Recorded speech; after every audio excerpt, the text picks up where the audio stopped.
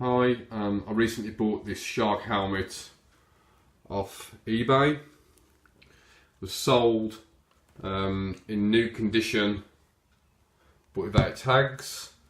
But when I got home I was cleaning it and I found that all the rubber around the bottom edge of the helmet is brittle. You see, if you just pull it, it just breaks off in your hand. Literally just brittle up.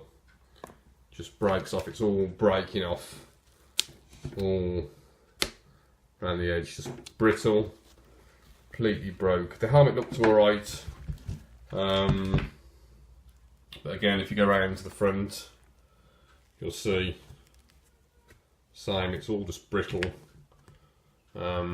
just breaks off in your hand. You can see, look, all the bits of black plastic just breaking off. It's been badly stored. Gone brittle. See if you just pull it, just snaps away in your hand. Completely brittle.